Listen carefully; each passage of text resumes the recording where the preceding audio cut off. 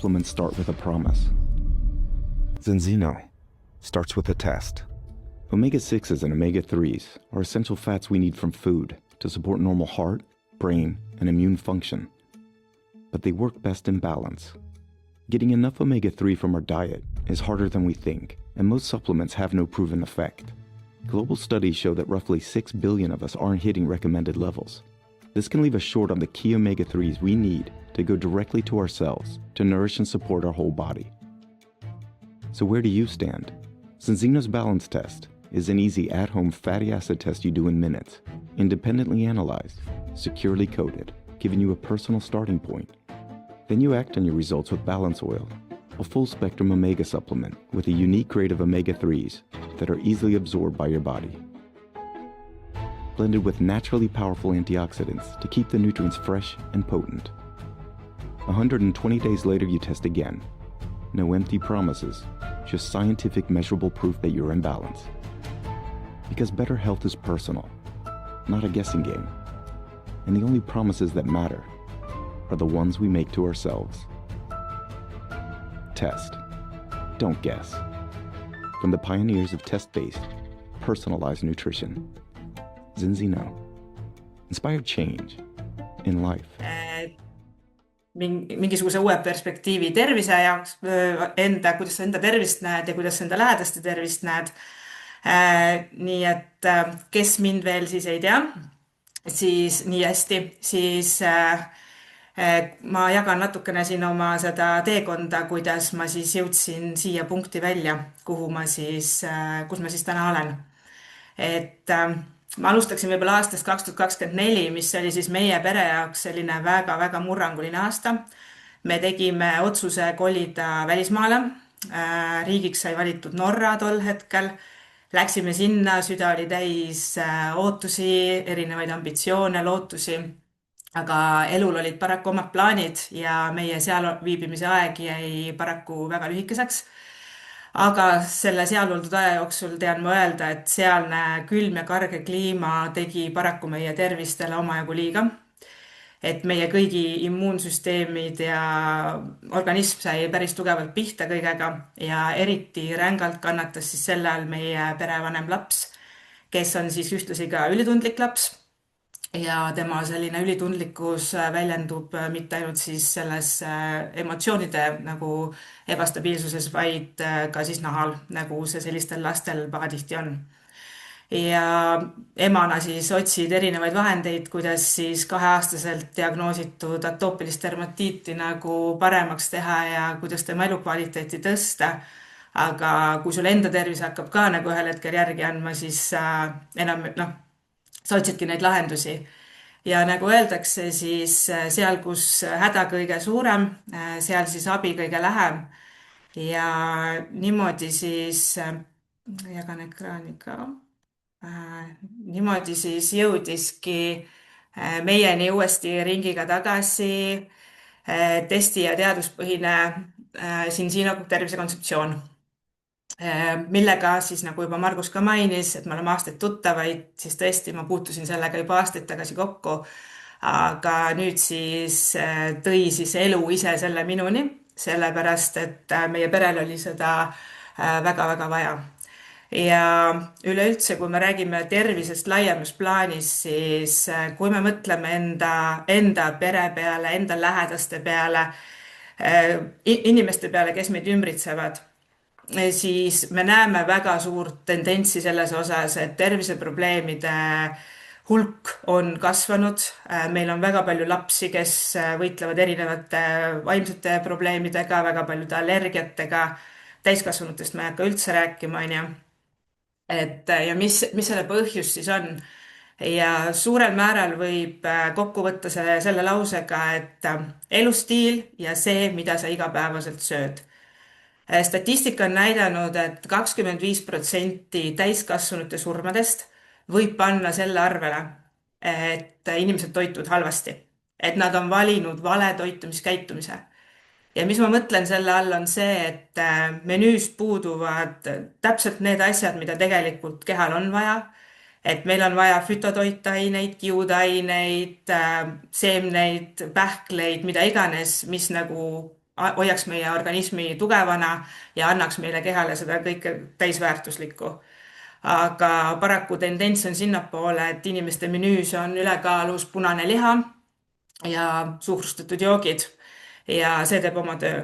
Et kui 25% täiskasvanute surmadest võib panna toidulaua arvele, siis me võime öelda, et 11–12 miljonit inimest aastas reaalselt kaevab endale hammastega hauda. Ja see on tänapäeva reaalsus. Kuni 40. aastate alguseni oli tendents pigem sinnapoole, et inimestel oli laual toit. Ei olnud sellist asja nagu mahetoit. Neil oli toit ja seda kutsutigi nii. Inimesed kasvatasid toitu ise ja valmistasid toitu ka kodus ise. Teise maailmasõja algusest oleme siis liikumas tendentsi poole, kus siis toitu hakati väga suurel määral muutma, nagu tööstuslikult tootma. Ja statistika jällegi räägib enda eest, et krooniliste haiguste sagenemine 1935. aastal oli see veel 2% lastest esines mingisugune krooniline haigus ja 10% täiskasvanutest, siis aastaks 2020 on see tendents läinud vastavalt siis 40% ja 60%.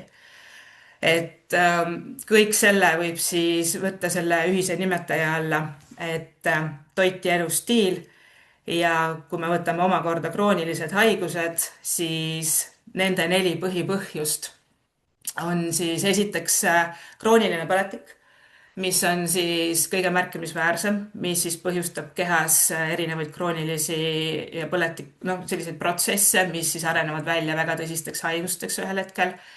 Ja see seisneb siis kehas olevate rasvhapete tasakaalus, õigemini selle tasakaalu puudumises. Teisel kohal on vale mikrobiomi tasakaal, 70% meie immuunsüsteemis asub meie soolestikus.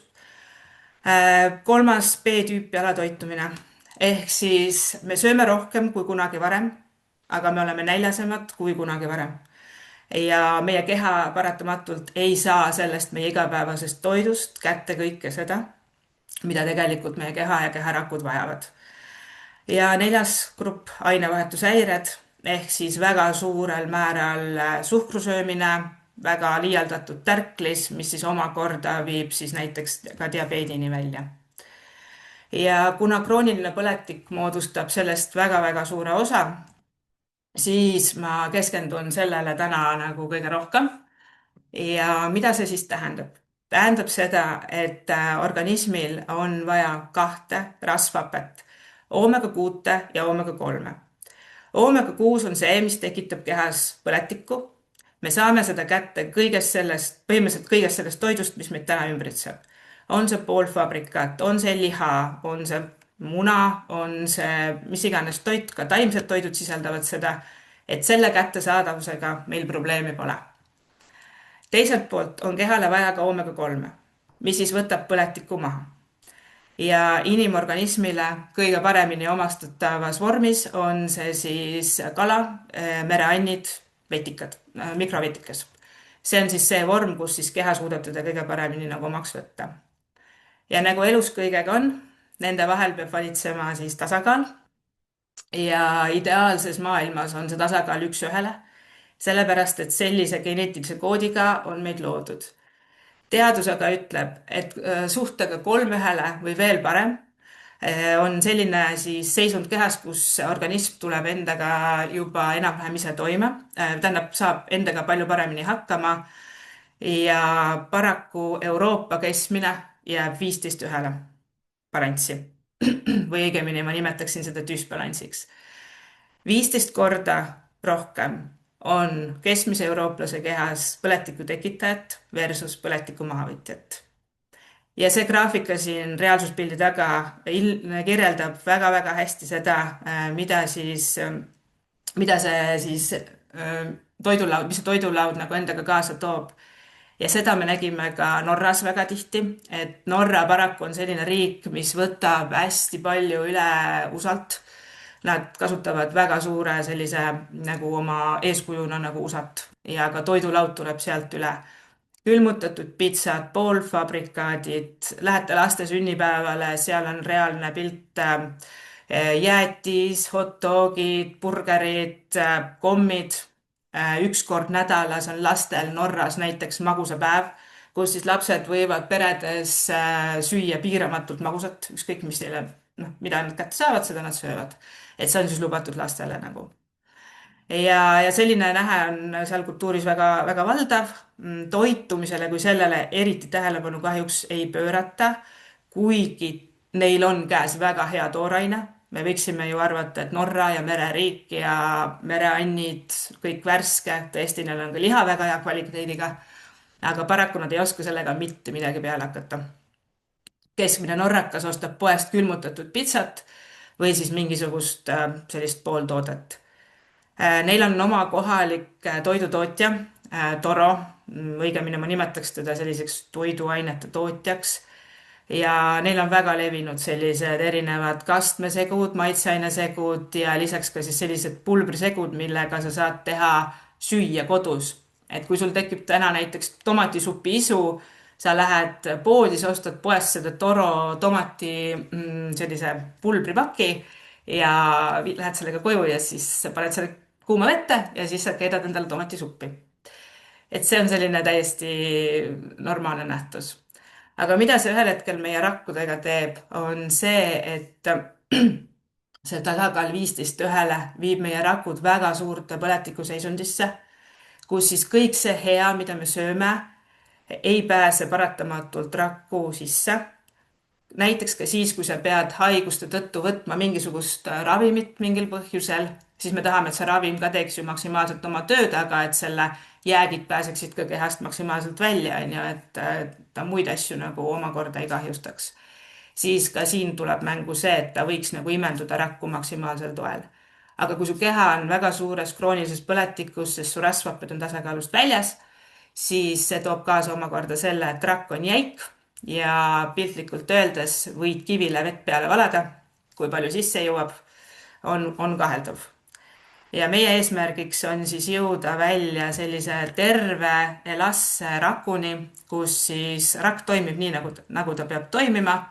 Kõik toitained, vitamiinid, mineraalained jõuavad rakku sisse. Kõik, mis on jääkaine, see jõuab rakust välja. Ja see siis kokkuvõttes viib meid siis välja sellise tervema kehani. Ja ta mõjutab meid, see rasvhappede tasakaal mõjutab meid siis pealaest jalatallani. Et kuna me koosneme absoluutselt juuksekarvast välja kuni varbotsani välja, me koosneme rakkudest, siis täpselt nii see ongi. Ja alates ajutalitlusest, lõpetades siis liigeste ja lihaste probleemidega. Et kui me tuleme näiteks ajutalitluse juurde, siis 60% meie ajust on rasv ja koosneb rasvhapetest ja siin need rasvhapped mängivad väga-väga olulist rolli. Kui võtame näiteks erinevad samamoodi tähelepanuhäired lastel, ATH teemad, täiskasvanutel, vanemas eas inimestel juba sellised raskemad neurodegeneratiivsed haigused nagu dementsus, Alzheimer, siis tegelikkuses väga suur osa neist on ennetatavad või väga suurel määral leevendatavad haigusseisundid. Võtame näiteks Alzheimeri, mille puhul siis Eesti neuroloog Toomas Toomsoo on välja öelnud selle, et see on elustiiliga ennetatav haigus. Ja Alzheimer, mis algab 60-aastaselt, sai tegelikult alguse juba 40-aastaselt. Et kui me nende asjadega varasemalt tegelema ei hakka, enda toitumisele ja kehakäitumisele tähelepanu ei pööra, siis 60-aastaselt me suure tõenäosusega väga vitaalset elu ei pruugi elada. Samuti on siin väga suur seos ka südametalitlusega. Ehk siis Alzheimeris jäävad 6 korda tõenäolisemalt need, kellel on näiteks kõrgvererõhutõbi ja kes ei ole seda välja ravinud. Ja kui me teame südametalitluse ja oomega-3 rasvhappe omavahelist seost, siis sellest räägivad kõik, et südamele on see vajalik, siis siin pole väga palju paralleele vaja tõmmata. Ehk siis hoolitseme oma südame eest ja sellega me võime väga palju asju ära hoida tulevikus. Ja samamoodi liigesed, lihaskond, reumatoid, artriidid, kõik sellised seisundid, et see nimekiri on väga pikk põhimõtteliselt terve tähestiku võiks siia panna A-st kuni X-ini. Aga kuidas me siis teame, mis meie kehas tegelikult toimub? Et me ei pea enam ära arvama seda, vaid me oleme liikumas sellisest arvamispõhisest keskkonnast testimise põhise keskkonnani. Ehk siis balance test, siin vasakul asuv balance test on üks tähtsamaid vereteste, mida sa võiksid oma keha jaoks üldse kunagi teha. 2 veretilga abil saad sa väga selge pildi sellest, mis toimub sinu kehas, puhtalt läbi sinu elustiili ja läbi sinu toitumise. Ja see annab selles osas väga siukse selge ülevaate kõigest. Ja see on lihtne, kodune, kuiv veretest. Ja tänaseks päevaks oleme teinud balance teste maailmas 19 000 testi Eestis ja maailmas 1,9 miljonit testi. Ja teste siis teostab sõltumatu laboripartner Vitas AS, kes teeb siis koostööd üle maailma mainekate teadusasutustega, alustades Cambridge'i ülikoolist Suurbritannias, lõpetades Lundi ülikooliga Rootsis. Ja koostöös siis ettevõtte Ensinoga jõudis siis Vitas AS välja maailma suurima omega-3 uuringuni. Tegemist oli siis vaatlusuuringuga, kus siis üle maailma jagati erinevatele tervishoiutöötajatele, terapeutidele ja patsientidele kätte 590 000 balance testi. Need saadeti siis Vitase laborisse ja tulemus oli see, et 97% inimestest on madala omega-3 tasemega. Ja 590 000 veretesti annab siis juba väga-väga suure andmebaasi, mille pealt võrdlust teha. Ja nagu ma ütlesin, see on maailma suurim omega-3 uurimus, mis üldse kunagi tehtud on. Ja selle andmed on siis avaldatud maailma suurim, ühes väga mainekas teadusajakirjas ka. Nende 97% hulgas on siis ka inimesed, kes siis juba tarvitavad mingisugust omega-3. Nii et see paneb meid omakorda nagu küsima, et mis tegelikkuses toimub siis näiteks toidulisandite turul, et mis kvaliteediga toidulisandeid inimestele tegelikult pakutakse. Aga tulles siis testi juurde, mida see siis näitab? Kõigepealt näitab ära selle meie jaoks kõige olulisema ehk siis omega-6 rasvhapete tasakaalu. Siin on siis ära toodud ühe autistliku lapse test. Ei ole minu lapse test, on ühe teise lapse test. Talle sai test tehtud siis, kui laps oli 3-aastane. Kahjuks on see ootuspärane 37 ühele tasakaal ja omega-3 rasvhapete indeks on siin täiesti suurel määral ebapiisav. Et kui siin on ära toodud omega-3 rasvhapete indeksist 1,9%, siis normaalne jääb sinna 8–12% vahele. Eesmärk on siis saada kõik need punased alad roheliseks, aga selle lapse puhul, mis ma võin veel välja tuua, on see, et kui lapsed üldjuhul on valivad sööjad, nagu me lapsevanematena teame, siis mis puudutab autistlikku last, siis nemad on veel eriti valivad sööjad, nad on visuaalsed sööjad. Väga paljud neist lülitavad välja enda menüüst rohelise toidu, sest roheline käivitab nende ajus signaali, mis ütleb, et see on toores, ma ei taha ja ongi kõik. Ehk siis nendega seda menüüd paika saada ja nende toitumist paika saada on äärmiselt keeruline. Aga mida see nende kehaga teeb? See test peegeldab seda väga-väga selgelt. Et kahjuks selline see seis on. Minu laps konkreetselt on selles osas õnneks erand, et ta sööb kõike värsket. Ainukene asi, mida ta siis ei söö, on siis liha. Aga samas, kui rääkida rohelistest asjadest, siis spinat, avokaado, kõik sellised asjad lähevad talle väga-vägagi peale.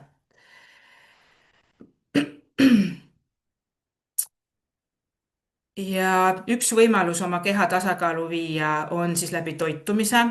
Teine võimalus on siis võtta väga head toidulisandit, kus on siis kokku pandud rasvane ookeanikala ja oliiviõlidest saadud siis polüfenoolid, mis siis muudabki, see sünergiline koostis ongi see, mis paneb siis tegelikult toote väga suurel määral toimima. Polüfenoolid oomega-3-ga koos on nagu kütus ja balance oilis on siis omavahel kombineeritud see sellisel viisil, et on 60% ulatuses kalaõli ja 40% ulatuses on siis polüfenoolide rikas oliiviõli. Ja mis muudab ta veel eriliseks, on see, et kaalu- ja vanusepõhine annustamine. Ehk siis oomega-3 peaks võtma alati vastavalt enda kehakaalule, elustiilile ja vanusele. Et mitte kunagi ei ole tegelikult loogiline see, et 5-aastane laps ja 100 kilo kaaluv mees saavad sellest samast väiksest 5 millilitrisest kogusest või ühest kapslist selle sama vajamineva koguse kätte. Et ravimeid me kõik teame, et me peame võtma vastavalt kaalule, tegelikult on ka toidulisanditega nii. Ja Syngino Balance Oili koostis on ennast igatipidi tõestanud ja sellega seoses siis ka see, et viidi läbi ka siis stabiilsuse uuring selle õliga ja pandi kõrvale ka erinevad teised oomega-3 õlid, kirillõli ja tursamaksaõli ja nii edasi. Ja leiti, et balance oil on siis oma koostiselt kõige stabiilsem ja tema see püsivusmarker oli 35 tundi, mis siis annab talle piisavalt aega, et kehas täiel määral imenduda, jõuda igasse sinu keharakku sellisel viisil, nagu ta peab jõudma. Et teiste õlide toimimise aeg oli seal kuskil 5-7 tundi. Et see polüfenool seal juures annab sellise väga-väga tugeva kaitse sinna juurde. Aga kui nüüd rääkida konkreetselt kalaõlist, siis maailm on muutumises ja Balance Oil andis ka meie perele väga-väga suure sellise stardipaugu, et väga hea kogemuse saime selle tootega. Et kõigepealt me nägime seda, et tulles nahaprobleemide juurde, siis me nägime esimese 2 nädalaga me nägime, et varbalt kadus ära suur soolatüügas lapsel ja mõne kuuga läks palju paremaks temaga siis nahakonditsioon seoses atoopilise dermatiidiga. Ehk siis see, mida su keha suudab teha selle aja jooksul, et kui ta tuleb sellest põletikulisest seisust välja, siis see on tegelikult väga-väga võimas. Et kui me natukenegi oma keha aitame ja toetame, siis on kõik võimalik. Aga jah, paraku kalast saadav oomega-3 ei ole enam selline päris ammendamatu ressurss ja natukene tuleb mõelda siit edasi, et sellised ettemõtlevad ettevõtted on siis oma lahenduse leidnud ja kuna aastast 2030 jõustub siis ookeanikalade püügiga seoses Euroopa Liidu regulatsioon, mis siis keelab ookeanikalade sellise suurema püügi, siis oomega-3 tootjad peavad ka siin mõtlema natukene edasi. Ja Syngino on siis õige pea välja tulemas väga sellise murrangulise vetikaõliga ja väga jätkusuutlikul ja võiks öelda, et ookeaneid säästval moel. Et siin siis koostises olev mikrovetikas on siis toodetud siis bioreaktorites ja siin taga on siis 6 aastat uurimustööd, patenteeritud koostis ja ma isiklikult väga-väga huviga ootan, mida see toode meil tulevikus tegema hakkab ja milliseid tulemusi me sellega nägema hakkame. Et ees on igal juhul väga-väga põnevad ajad.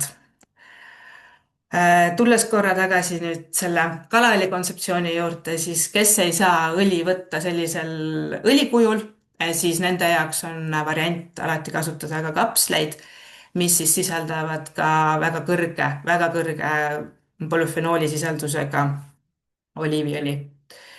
Nii et selles mõttes võimalusi on kõigile ja võimalusi on piiritult selles osas oma tervist paremaks muuta. Aga 120 päevaga ehk siis selle ajaga, kui kehas uuenevad vererakud, on meil võimalik viia siis keha tasakaalu 3-1 või veel paremaks. Siin slaidil on nüüd näha sellesama lapse teine veretest, kuna ta oli väga kehv toituja ja üldiselt ka kehv õlivõtja, et õli võttis ta siis vastavalt sellele, kuidas tal siis tuju oli, siis paraku teine test õnnestus talle teha siis, kui ta oli 5-aastane. Aga tasakaalu koha pealt on juba pilt tunduvalt parem, et tasakaal on läinud 37,1 pealt 4,81 peale ja ka teised näitajad on tunduvalt tõusnud, kuigi nad võiksid olla tunduvalt paremas tsoonis, eriti mis puudutab oomega-3 rasvhapetiindeksit. Aga vaimne tervis ei ole ainult meie teema, et see puudutab ka elanikkonda palju sügavamal ja palju laiemal tasandil. Et USA sõjaväearst ja ajuteadlane, kes siis teeb ka nüüdseks siin sinuga koostööd, viis siis läbi ma võiks öelda, mul on imelik öelda huvitav uuring, aga see on kindlasti selline uuring, mis väga, mis paneb nagu kõrvu kergitama. Et ta uuris siis enesetappude ja oomega-3 omavahelist seost. Kuna aastal 2002 kuni perioodini siis 2008 agenesid siis USA sõjaväelaste seas enesetapud ja neile hakati otsima siis põhjusi, siis uuriti siis 800 sõdurit, võeti 800 sõdurit, kes siis sooritasid enesetapu, neilt võeti siis vereanalüüsid ja versus siis 800 kontrollisikut. Ja mida siis leiti? Leiti siis seda, et nendel 800 sõduril, kes siis paraku otsustasid siin enam meiega mitte olla, siis nende ajus oli TH rasvhape põhimõtteliselt olematu. Et see oli väga-väga madal. Et mida see uuring tegelikult siis annab? Ta annab väga sellise selge arusaamise sellest, et see ei ole ainult nagu selline emotsionaalne seisund, et kui me räägime sõjaväelastest, siis sõjaväelased, nad on ju igatipidi treenitud, nad on tugevad, füüsiliselt tugevad, neil on olemas kindlasti oma psühholoogilised nõustajad, meeskond, mis seal taga on.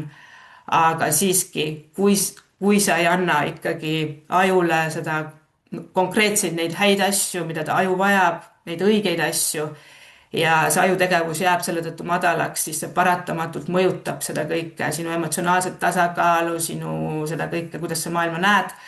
Ja see murranguline teadustöö ongi siis laiendanud arusaamist enesetapu just nimelt bioloogilistest teguritest. Et ta ei ole konkreetselt selline põhjus-tagajärg seosuuring, vaid ta on pigem ka niisugune vaatlus, aga kindlasti siin on asju, mida nagu võiks edasi vaadata.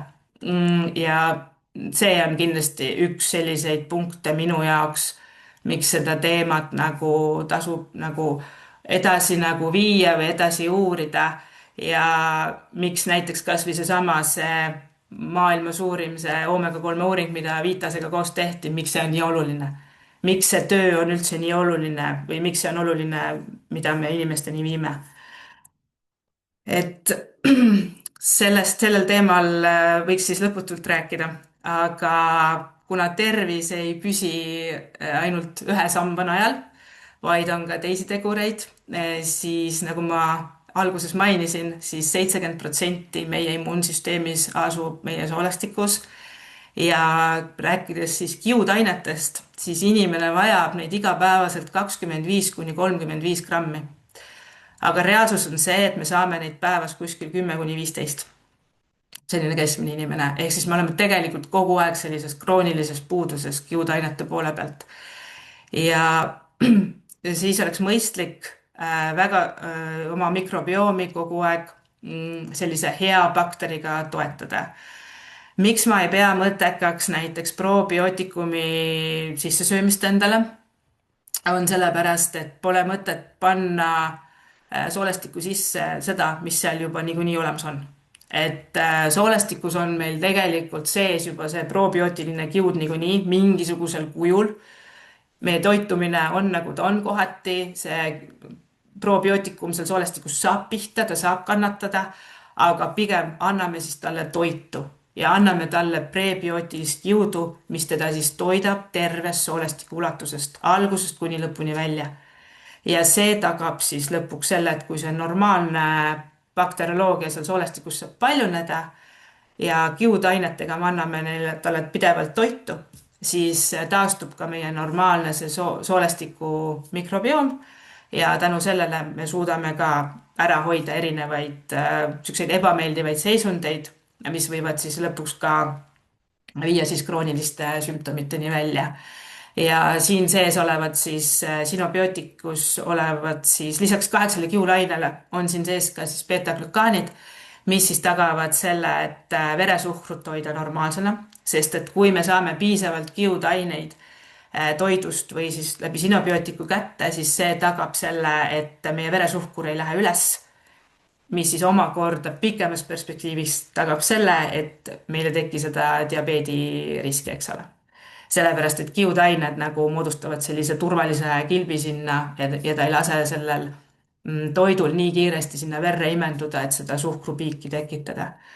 Ja selle konkreetse toote puhul ma tean, et ka diabeedikutele näiteks on seda soovitatud, ka mõned sellise teadlikuma arsti poolt. Et igal juhul jah, kui on juba mingi krooniline seisund, siis igal juhul alati tasub läbi rääkida, alati tasub nõu küsida, aga mina enda pealt näen ka, et see muutus on märgatav igal juhul. Ja sellise 3 tugisamba peal võiks öelda, et võib väga suuri selliseid tervises väga suuri muutusi teha, et balance oiliga me suudame võtta kehas siis selle põletikufooni maha raku tasandil, viia rasvhapet kehas tasakaalu, sinobiootiku abiga taastada soolastiku mikrofloorat normaalsesse seisundisse ja edasi võime anda siis rakule toitu läbi siis vitamiini ja fütotoitainete kompleksi X10+. Et see on selline väga võimas vahend toetamaks oma rakkusid, keharakkusid, andma neile seda kvaliteetset toitu. Et seminari alguses ma natukene mainisin seda B-tüüpi alatoitumist, on ju, et me ei saa toidust kõike seda kätte, mis meil vaja on, siis X10+ katab selle osa ka väga-väga hästi ära, et kui isegi kui me toitume enda arvates väga-väga tervislikult, siis võib-olla mingist toitainest võib meil ikkagi vajaka olla. Et selles suhtes need 3 komponenti koos moodustavad sellise mõnusa sünergilise kombo, mis siis täiendab üksteist väga suurel määral hästi. Ja siin on ka veel teisi erinevaid selliseid vitamiine ja tooteid, aga kõigel ma ei hakka siin pikemalt peatuma. Aga tahaksin välja tuua ühe, mis on meie pere selline, inglise keeles on selline sõna nagu game changer, et Viva Plus on siis üks neist toodetest.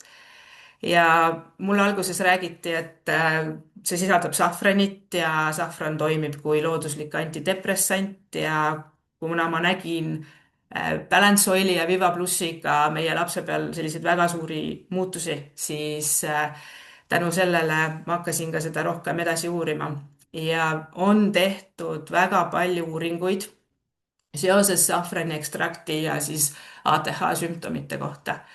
On siis võrreldud, see konkreetne uuring siis keskendub selleni, et võeti siis ATH ravim ja asendati siis see safranil põhineva sellise lisandiga, mis on siis kvaliteetne lisand. Ja leiti siis seda, et põhimõtteliselt toime on sama, mis on safrani ekstrakti ja metüülfenidaadi toime on samasugune. Plusspooleks on veel see, et safrani ekstraktil on siis vähem kõrvaltoimeid ja garanteerib ka siis sükse parema une.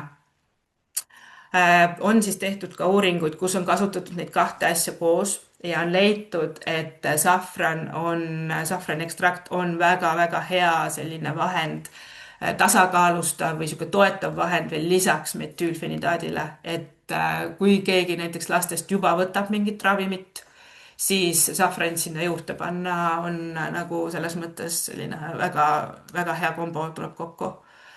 Et kindlasti ma ei soovita kellelgi midagi ära jätta. aga tervise toetamiseks, ajutegevuse toetamiseks kindlasti täiesti hindamatu asi. Et meie enda lapsele samamoodi anname ja me oleme näinud, ilmselt on see õli ja safrani ekstrakti mõlema selline mõnus sünergia, mis seal toimib, aga on paranenud tunduvalt kõik kognitiivsed oskused, noh, kõnest ma üldse ei räägi, kõne tuleb nagu paisu tagant kogu aeg. Et selle koha pealt küll ja väga palju selliseid asju on läinud kõvasti-kõvasti paremaks, mis varem nagu olid probleemid, et ei ole enam seda suurt emotsionaalset lainetust, ei ole neid suuri, neid selliseid üleelu emotsioone, et kindlasti on kõvasti tagasi tõmmanud ja väga suureks toeks on meil olnud. Et selles osas tasub kindlasti selle kohta rohkem uurida ja teada saada. Aga Sinsino siis üleüldiselt võimaldabki meil siis testida kõiki neid 4 valdkonda, ehk siis balance testiga me saame vaadata, mis toimub meie kehas raku tasandil. Gut health testiga näeme ülevaadet, mis toimub meie mikrobiomiga. Vitamiinide koha pealt hetkel on meil pakkuda D-vitamiini test inimesele võimalik kodus teha ja pikka veresuhkru mõõtev test. Ja mis puudutab vitamiiniga seonduv teste, siis nii palju, kui mul on meeles kunagi vestlusest Paul Claytoniga, siis Sinsino on välja töötamas ka mingisugust sellist üleüldist testi, mis siis näitab täpselt sellesama B-tüüpi alatoitumise ära, et kuidas siis keha neid toitained kätte saab ja kuidas omastab, et see on selline üleüldisem baastest. Et seda nad on ka välja töötamas. Et igal juhul enne, kui üldse midagi hakata tarvitama või millestki kindel olla, siis need testid on igal juhul investeering iseenda tervisesse. Ja siia lõppu ma siis jagan seda tegelikku põhjust, miks ma siin üldse olen. Et see pilt on siis tehtud 2024 aasta oli see vist detsembris Norras ja järgmine pilt on siis tehtud mõned kuud hiljem.